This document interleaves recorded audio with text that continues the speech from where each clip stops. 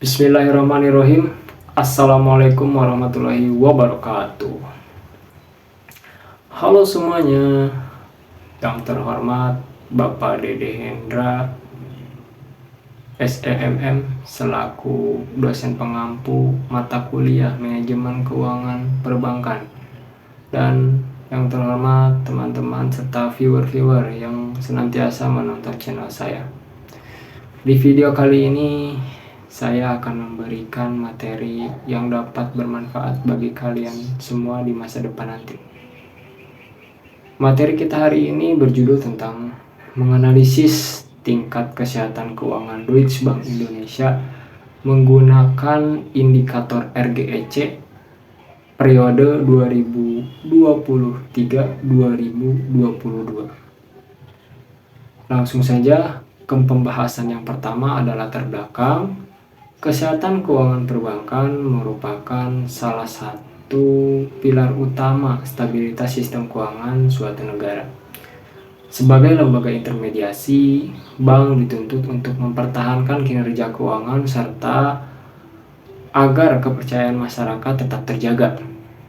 Di Indonesia, dinamika ini tidak hanya ada pada bank domestik, tetapi ada juga di KCBA, kantor cabang bank asing, yang berfokus pada korporasi dan pasar modal. Salah satu bank tersebut adalah Deutsche Bank Indonesia. Pusatnya ada di Frankfurt, Jerman, dan memiliki cabang di Indonesia. Bank ini memiliki model bisnis korporasi, investasi, dan bukan perbankan retail. Apa itu kesehatan keuangan bank? Adalah kemampuan menjalankan operasionalnya secara normal, mengelola risiko dengan baik, dan memenuhi kewajiban masyarakat. Terus, bagaimana sih cara mengetahuinya dan mengukurnya? Yang pertama, bisa menggunakan 4 indikator. Yang pertama ada risk profile, good corporate governance, earning, dan capital. 4 indikator ini bisa menentukan apakah bank tersebut sehat atau sangat tidak sehat. Yang pertama, risk profile. Risk profile ini adalah untuk mengetahui apakah bank tersebut resikonya besar atau tidak. Jadi investor bisa mengetahui apakah bank tersebut memiliki resiko besar atau kecil. Dalam risk profile ada rumus, yaitu rumusnya ada 2. Yang pertama, non-performing loan. Yang kedua, loan to deposit ratio. Namun di sini saya akan menggunakan NPL atau non-performing loan.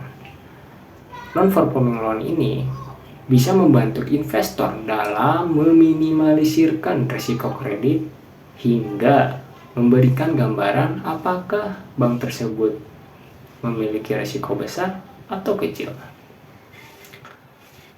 NPL ini juga memiliki 5 komposit. Yang pertama, kurang dari 2% sangat sehat, kurang dari 5% sehat, kurang dari 8% cukup sehat, kurang dari 12% kurang sehat, dan yang terakhir lebih dari 12% sangat tidak sehat. NPL juga memiliki rumus. Rumusnya yaitu total kredit macet dibagi total kredit. Kita kasih contoh saja. 6.773.027.000.000 dibagi 7.017.508.000.000 dikali 100. Berapa hasilnya? Ya, hasilnya adalah 0,97%. Berarti ini termasuk dalam komposit 1, yaitu sangat sehat. Selanjutnya ada good corporate governance atau disingkat GCG. Biasanya GCG ini menilai tata kelola sebuah perusahaan apakah sangat baik, cukup baik, kurang baik, bahkan sangat tidak baik. Biasanya, ketika kalian ingin mengetahui good corporate governance-nya, biasanya ada di laporan tahunan atau di website OJK dan Bank Indonesia. Prinsip GCG ada 5. Yang pertama, transparansi. Yang kedua, accountability. Yang ketiga, responsibility. Yang keempat, independensi. Dan yang kelima, fairness. Yang pertama, transparansi. Kewajiban bank dalam mengeluarkan informasi secara akurat dan tepat waktu. Contohnya, seperti laporan tahunan. Ini sangat berguna bagi investor untuk mengetahui apakah bank tersebut dikelola dengan baik atau memiliki resiko yang sangat tidak baik, bahkan bisa bangkrut.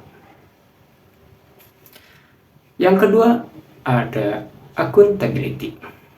Di sini bank atau dewan direksi harus mempertanggungjawabkan.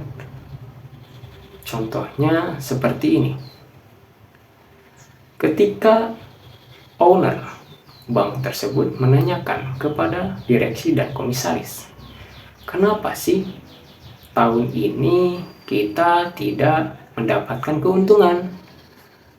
Nah, dewan direksi dan komisaris harus bertanggung jawab dan menjelaskan kenapa di tahun ini tidak mendapatkan keuntungan. Biasanya, dewan direksi dan komisaris ini akan membahasnya di rapat RUPS. RUPS ini singkatan dari Rapat Umum Pemegang Saham. Selanjutnya ada responsibility, yaitu bank harus mematuhi peraturan perundang-undangan yang berlaku serta peduli terhadap masyarakat. Contoh, bank mengeluarkan salah satu kegiatan amal kebaikan seperti memberikan sembako kepada anak yatim, memberikan uang kepada fakir miskin, dan menyumbangkan sebagian harta bank untuk masjid. Selanjutnya ada independensi. Biasanya di sini bank harus fokus dalam operasionalnya atau jangan sama sekali masuk ke dalam konflik perusahaan lain. Berarti di sini tuh harus dikelola perusahaannya dengan baik. Contoh, ketika ada perusahaan A dan ada perusahaan B. Ketika perusahaan A ini sangat baik-baik saja, tidak ada masalah, tetapi perusahaan B memiliki masalah. Nah, perusahaan A ini contohnya menjelekkan perusahaan A agar bangkrut. Tetapi respon perusahaan B tidak mau kalah. Dia pun melaporkan ke pihak yang berwenang karena pencemaran nama baik. Nah, ini sangat hati-hati karena perusahaan B bisa saja menang dalam penggugatannya. Dan ini sangat berbahaya bagi perusahaan A, akan mengakibatkan kerugian besar, malahan bisa bangkrut. Yang terakhir, fairness.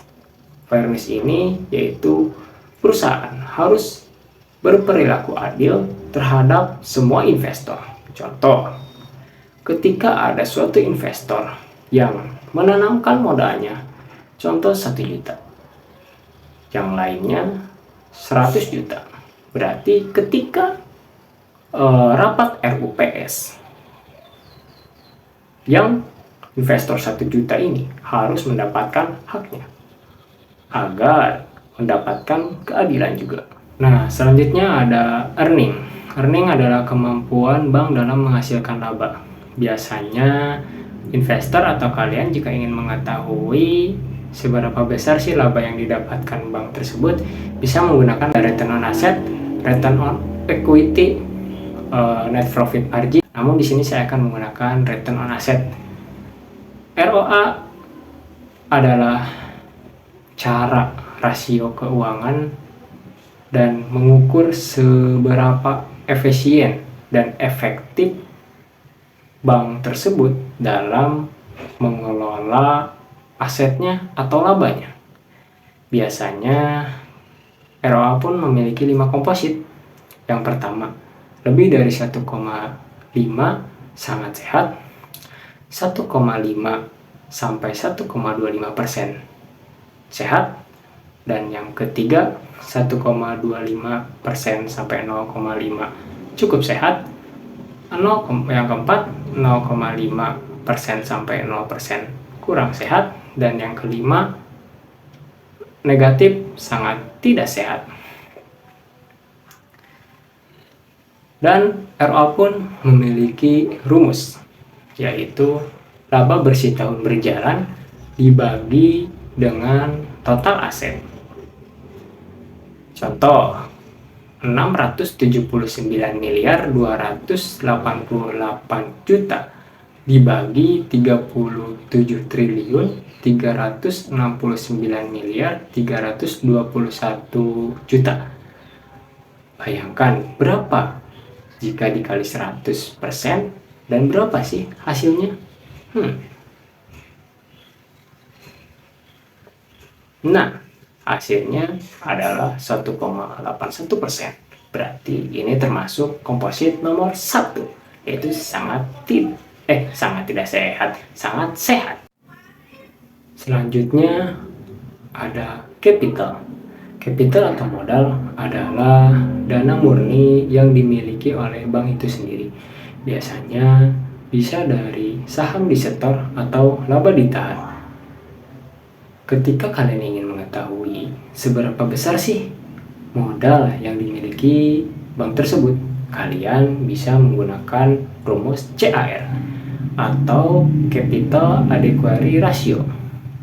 CAR ini adalah indikator yang mempermudahkan kalian dan memberitahu kalian seberapa kuat sih modal yang dimiliki oleh bank tersebut dalam menjalankan operasionalnya. CAR pun memiliki 5 komposit. Yang pertama, lebih dari 12% sangat sehat, 9-12% sehat, 9-8% cukup sehat, 8-5% kurang sehat, dan kurang dari 5% sangat tidak sehat. Dan CAR pun memiliki rumus, yaitu total modal dibagi ATMR atau aset tertimbang menurut resiko. Kita kasih contoh saja.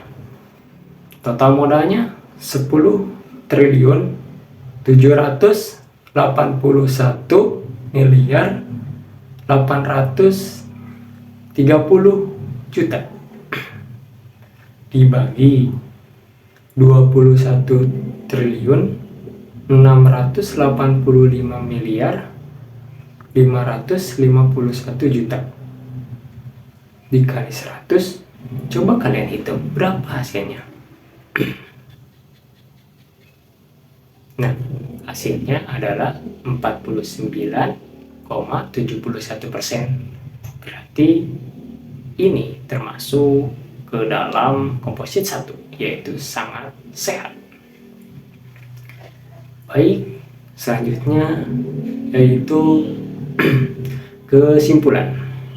Berdasarkan hasil penilaian dan analisis data yang saya ambil dari website-website resmi, bahwa Bank Deutsche Indonesia ini sudah memenuhi standar Bank Indonesia,